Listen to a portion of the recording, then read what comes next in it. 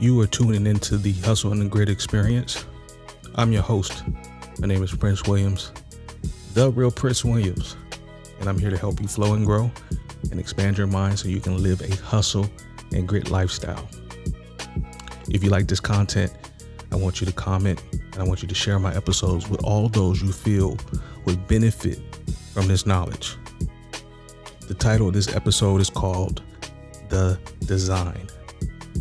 And in this episode, we will be discussing how to trust the design of your life, how to express and live in mental alchemy, and becoming polarized by standing still.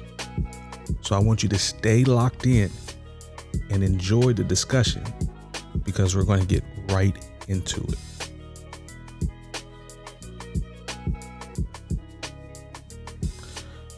The ultimate plan of the universe is to refine you into that having that diamond mind, meaning diamonds are formed under pressure, under extreme pressure. And this pressure is life's way of allowing you to tap into your higher self and to bring you into the better version of yourself. So to get to that 2.0 version of yourself, you have to have and need to have a divine plan. We often tend to think that these times are hard because of our limited perspective. But this is only because that pressure becomes very uncomfortable. It's not a punishment. Actually, it's the opposite. It's our higher self working through the ego and the shadow self to bring about your new reality. See, this reality is ultimately forms what is your personality, which breaks down into your person and your reality, or your personal reality. See, reality in many ways is just an illusion. And although it's real in the sense of energy, and energy forms matter, which is matter is part of this material world that we live in, it's all formed from the consciousness or the collective mind, which is pure energy. This means that the world we live in or have made up in our reality is just pure mental creations. Meaning that everything that we see is really just what the mind is reflecting back to us in our personal reality. This ultimately should put a different spin on how you see things and move about this world. We're always manifesting, whether it's for the good or for the bad.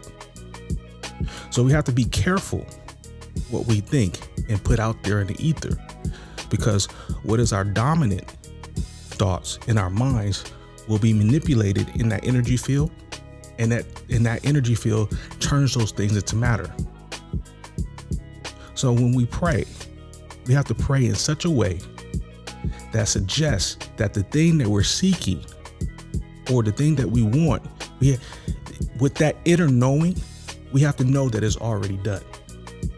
See, I use the word pray because that word is synonymous for asking and receiving. But it doesn't have to be prayer to necessarily an entity, because that's not what this is all about right now. It's about the belief that when you ask and as you ask for it, that you receive it because you're worthy of having it. Because the energy that you put out is like a boomerang, and what you put out is sent right back to you or reflected back to you. So as below is so above, and vice versa. Because we know that water always seeks its own level. The power is in the belief that you have everything in you to bring forth the desires of your heart.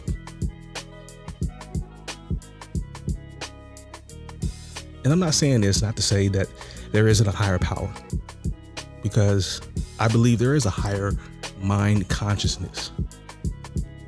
But one of the concepts that I want to impress upon you is that the consciousness, or the greater consciousness, is within each and one of us. So for whatsoever that we ask for, if we believe, we shall have it. And it is given to us, and it's done. These are some higher level concepts for sure. So just when you think you have a handle on how to progress this is when the programs in our minds, those are the times that those thoughts start to rise up within us. And that's okay. That's part of the refinement process. Not everything will come when we want it to. Not because it's not done, but because we have to be refined. So we don't get sidetracked and we don't destroy the very thing that we're asking and believing for. So at times, this creates a lag time in your creation. And this is the time you have to exercise your faith even more. We have to accept and let go and even ask our higher self for guidance, for it's not our will, but your will, and not my way, but your way. Knowing that what is for you will somehow find a way to get to you in its appointed time. You have to be like that child that lives with the expectancy that what that child is asking for is going to be done for them. You have to know, and you have to be sure that it was given to you, but it's going to be given to you sometimes when you least expect it. And the reason why it doesn't come sometimes, or there is a lag time, is because there's a fear and an impatience that's attached to it, which becomes very depolarizing. And we aren't able to stand still, and we aren't able to be poised. And being poised means to be polarizing, which is very magnetic. Standing still in ancient texts doesn't mean that one should not just do anything at all. That's not what it means. It means that while you're waiting, you have to act as if and move with intentionality. You have to ask yourself, how would I act if I asked, or if I had the very thing that I was wanting? And then from that point, that's the start of being still, because you're not worried. You're not afraid. Being still or standing still requires the ultimate level of trust and having faith. Energetically, these are very, very powerful concepts, and is very magnetizing. This has been studied in the electromagnetic field, and you can see this within the studies through the Hawkins scale of consciousness, where every emotion or feeling that we have has an energetic number attached to it. So although faith and trust are polarizing in itself, there are still yet even higher vibrations, which that's not the point right now, and I'm not going to get too much into that. But ultimately, what I want you to get to is to the point of peace, the peace about a thing. It's at this level that you have neutrality of the situation, where you're at peace. And if it comes, you're at peace. And if it doesn't come, you're also at peace. It is at these times, that's where the magic of the manifestation comes. The trick is, you can't seek for the sake of seeking, but you have to just know, because what I'm trying to impress upon you is, you can't fake the universe into feeling a certain way, because that's not how it works, because it's all about energy. So your dominant thoughts are going to be expressed first. So that's what's going to be manifested in your reality. It has to be actually what you believe and feel. The attraction happens because of the polarization of those two things that come together. Because they're both two sides of the same head. See, where something begins, the other one ends, and vice versa.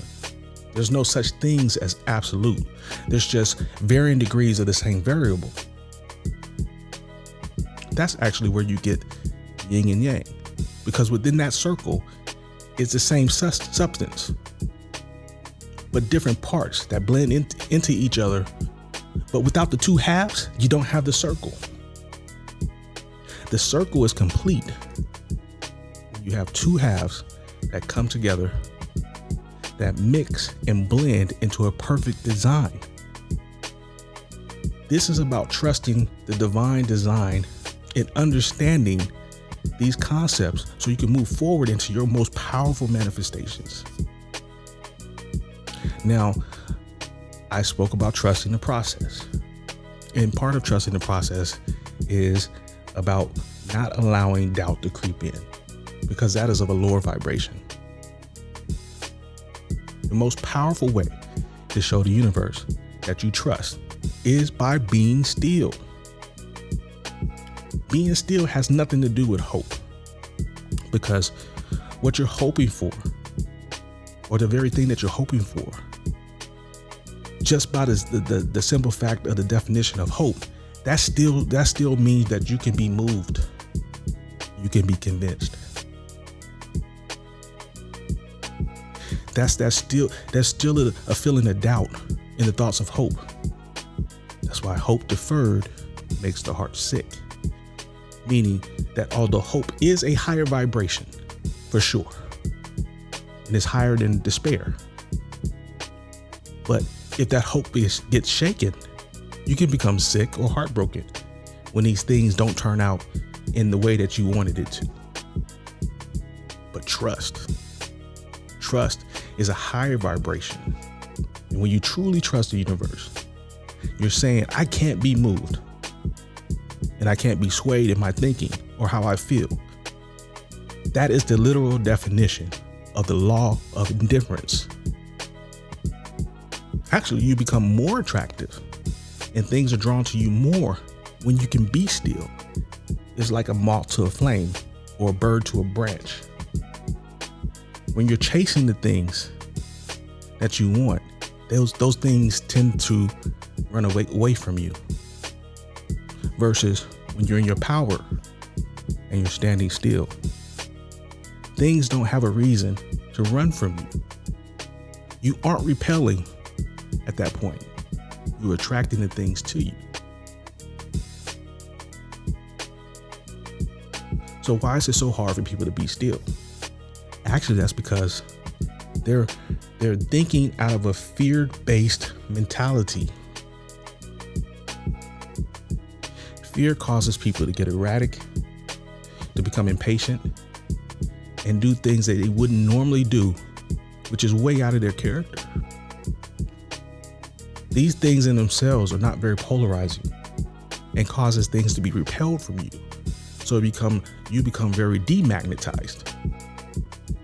Learning how to be still is more about being poised in the midst of chaos. Part of taking control of your life is admitting to where you are in the current moment. You have to be able to admit where you are in your life, because at some point you attracted that to you. Most likely because of these subconscious programs that are running in your mind based in fear. These fear-based programs affect your beliefs, and they impress upon your subconscious mind. And what is dominating your subconscious mind is what will be manifested into your reality. So as a person becomes more poised in the face of uncertainty, they can erase that fear. See, poise is not about just a feeling. It's about being. everything changes about that person. Because the whole man is the cultivation of the mind, body, and the spirit. This is a high level concept, but in short, and being simple with it, where one thing ends, the other begins. This can also be applied to man, or to apply to your reality. The mind, body, and spirit are all the same, but separated by varying degrees of individualizations. So when poised, the whole man is affected, and it puts out into the ether the vibrations that moves the universe, that brings things into your reality. Poised, you know without a shadow of a doubt, there are no losses. Because as a pendulum swings one direction, it has to swing in the opposite direction. Meaning if you just trust, even though in spite of how things look in life, the direction has to, by law, swing back to the same in the opposite direction at the same intensity it swung when it swung in the other direction. Knowing this should give you even more trust and faith that everything will always be all right. What is a loss is not a loss, because the universe will give you either that thing and better, or its equivalent. Some say it's always dark before dawn. And yes, this is true. But knowing this, knowing what I just told you, you can trust the dawn. Because you now know that the dawn has to come. It doesn't stay dark forever. This would be a violation of the law. The law never fails. As you stand still and trust the design of your life, you're essentially stretching your faith. And just like exercise, faith can be grown over time. As you exercise the faith muscles, you'll notice you're getting stronger and stronger every time you extend your faith further. I want you to know that the information I'm extending to you are extremely high concepts. And they're not just rooted in the law of attraction or the secret. These things I'm talking about were usually handed down, usually from mouth to ear. And so when the teacher appears, that's usually when the student was ready to listen. Meaning, if this is reaching you right now, and you're listening to this right now, this was the right time. It was meant for you to hear this, for nothing happens by coincidence. Only when the mind is ready to hear will that seed be planted, and it would take root and grow deeper into your subconscious and start to grow your new story. This is the essence of mental alchemy. I'll leave that right there. When you're ready to find the truth will be revealed to you in the same measure you were seeking. So all that being said, continue stretching your faith and stand still. If you're struggling with this, just fake it till you make it. Because I don't want you to get weary in make believing or visualizing. You will get what you're expecting. You will get what you're seeking. Trust the process. Understand you're under grace. And although maybe some perceptions of lack and delay are present in your reality, there is a promise in the law. And the law will bring the things into your manifestation and your reality if you persist and affirm.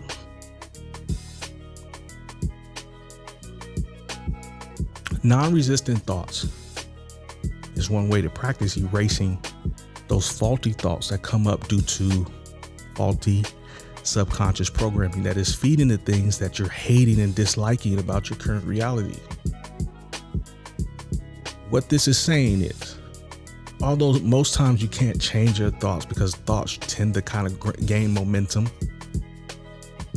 But you can change what comes out of your mouth. And you can trust the process. And that will restart the reprogramming of your mind and rewrite your story. This is the power of telling a new story, because what makes your reality literally manifests by what you say. Being poised is how you're also going to continue to practice being non-resistant, because you aren't feeding those vivid memories or pictures anymore. You're standing against the old and you're bringing in the new with the new thoughts and your new story. And then yet again, another way of being non-resistant is, understanding the design and practicing the law of indifference. See, the law says that ships come in over a don't care sea, meaning you can't show too much caring about a situation, especially if it's so intense. You can't let it go and allow it to be what it's going to be. Remember, the pendulum always swings the other way. So if you just hold still, in time, you will see everything shift. There's a season for everything and a time for everything. It's not for you to know that time or when that time is going to be. At every level and stage of your life,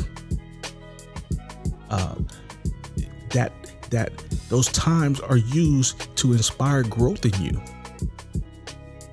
Although time and space aren't anything but social constructs, that doesn't mean that you can't use this time to work out every perfect thing that's within you.